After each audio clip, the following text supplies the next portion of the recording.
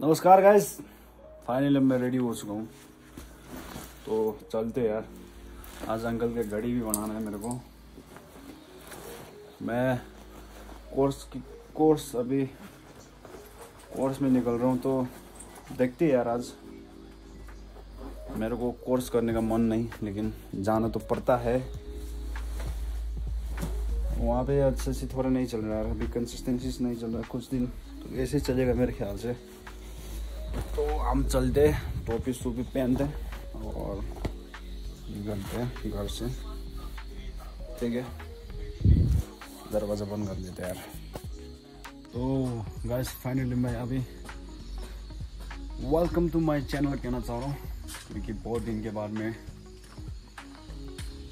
Vlogging बना रहा हूँ। और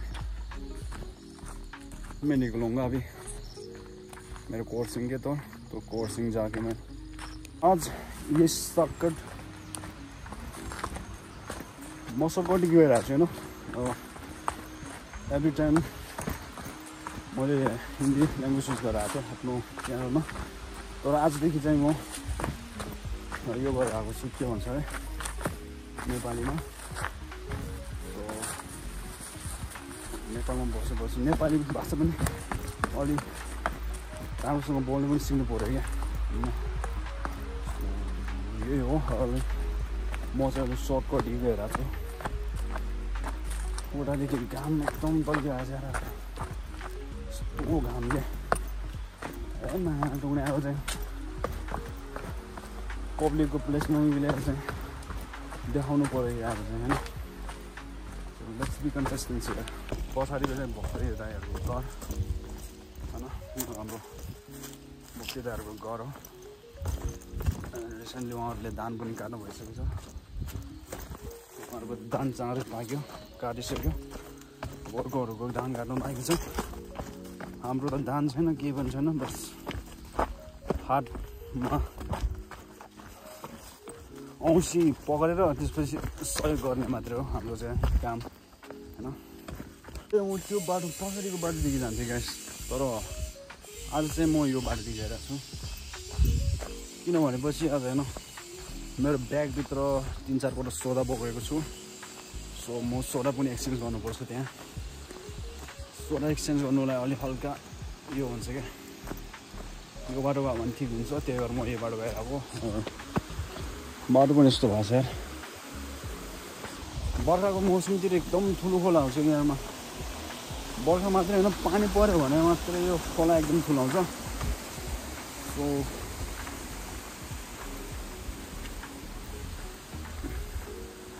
निस्किरहेको आएर अब चाहिँ हेरौँ न तपाईँहरूलाई म आज पोखरा इन्टरक्राफ्टको के भन्छ अरे मैले कोचिङ गर्ने त्यो ठाउँ पनि देखाउँछु तपाईँहरूलाई।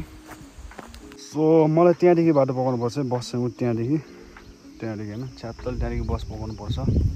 त्यो फेरि लेक साइडदेखि म चाहिँ आधा बाटो क्रस गरिसकेँ माथिदेखि होइन। हो फाइनल म यहाँ पुगिसकेँ होइन। अब यहाँदेखि चट्टल देख्नुहुन्छ, यहाँ चाहिँ बस एकछिन बस वेट गरौँ भनेको। त्यो बवाल देखिन्छ अगाडिको, त्यो बजार जानुपर्छ कि। इनड्राइभ बोलाउँ भनेको, त्यो पनि भएन कि, चाटलाई बारेर अब जान्छ।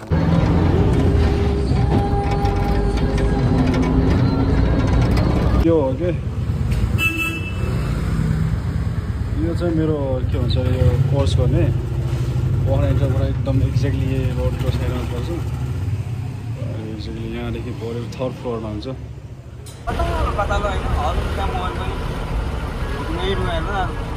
लास्टलाई दिनेको बनायो भनेको चाहिँ हल्दै छैन। पौडी खेलाउने लाइफ ज्याकेट लाउने, टुवा चलाउनु त आउँछ होला नि। लाइफ ज्याकेटले के हुन्छ? लाइफ ज्याकेटले काट्नु किन्नु, काट्नु किन्नु। मन लगाउँछु लाइफ ज्याकेट, तिमी लगाउला। लास्टमा 1 घन्टाको 300 रुपियाँ लिन्छ, अरूलाई 400 हामीलाई दिन्छ। लगास फाइनली चाहिँ ठ्याप्पै पारेर देख्न सक्नुहुन्छ। यहाँदेखि चाहिँ यो बाटो चाहिँ माथि जानेको बाटो। यहाँदेखि चाहिँ सारनकोट जान्छ। अघि म आएको बाटो पनि त्यो सारनकोट नै हो। अनि यहाँ हाम्रो स्विमिङ पुल, दाइको स्विमिङ पुल छ। दिनभरि खेल्यो भने 350 मात्रै तिर्ने कि बबाल छ स्विमिङ पुल। 10 फिटसम्म छ अनि सब्जी किनेर छाकलाई हिँडेको तरिका आएर गर्मी पनि गर्मी हुन्छ देखाइ अब त लास्टै गर्मी हुन्छ हेर्न सक्नुहुन्छ यो पनि बबाल छैन स्विमिङ पुल यो स्विमिङ पुल हो यहाँदेखि चाहिँ माथि जानुपर्छ फेरि रफली यार बस फाइनली म माथि आइसक्यो यार हो हाम्रो घर त त्यो हाम्रो घर हो अनि छ्याटलाई भ्यू देख्छिन्छ यहाँदेखि बब्बाल खालको यस्तो देखिन्छ क्या बब्बाल गयो यहाँ अलि सब्जी झोलाभित्र यस्तो गर्मी भयो कि आमा हेर त अब चाहिँ माथि गएर सिधा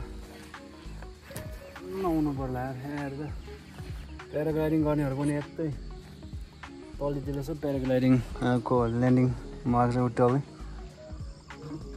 यहाँ छ पोखराको प्याराग्लाइडिङ देख्न सक्नुहुन्छ आकाशमा चिल उडेको जस्तो हो क्या बबाल छ नि त भ्यू पनि यहाँदेखि है गाइस अनि म यहाँदेखि निस्किन्छ फाइनली त यस्तो गर्मी भयो यार सो गाइस फाइनली म यहाँ आइसकेँ अनि देख्न सक्नुहुन्छ मुगुलले बाख्राहरू चलाउँदै बाख्राहरू भर्खरै लगाउँदै अनि हाम्रो घरदेखि चलाउँदै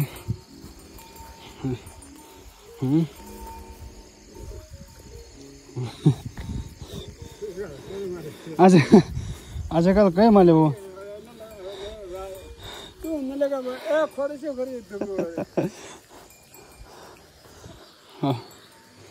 बन के भयो कहाँ लानुभयो गाछी बनाइन्छ नो नगरी छैन दोकानदार चाहिँ नो योहरू त फाइनली यो रोटी सोडा हो क्या यो सबै किनेर फाइनली अब यहाँ अघि तपाईँहरूलाई देखाएको थिएँ नि त तलदेखि मेरो घर यहाँदेखि चाहिँ भ्यू यस्तो देखिन्छ बब्बालले आइसक्यो यार ल अनि आजको चाहिँ भिडियो चाहिँ यही एन्डिङ गर्छु म जसरी भए पनि भिडियो एन्डिङ गरौँ भन्नु पऱ्यो म यही गरिदिन्छु आजको भिडियोलाई एन्डिङ चाहिँ अनि आजको मोबाइल गयो लाइक सेयर गर भन्छु लाइक सेयर गर्नु अनि अर्को चाहिँ अर्को कमेन्ट गरिदिनुहोस् न कस्तो खालको छ भनेर हैन ल अनि यही हो आजको भिडियो चाहिँ यतिमा नै म तपाईँहरूलाई यहाँदेखि चाहिँ अर्को नेक्स्ट ब्लग चाहिँ अर्को एकदम बबाल खालको आउँछ अनि त्यसमा चाहिँ फेरि तपाईँहरूलाई अब घरको भित्रको के छ कस्तो स्थिति छ त्यो सबै तपाईँहरूले देखाउनेछौँ तपाईँहरूले आजको चाहिँ यो भिडियोलाई हेरिदिनु होला thank you very so much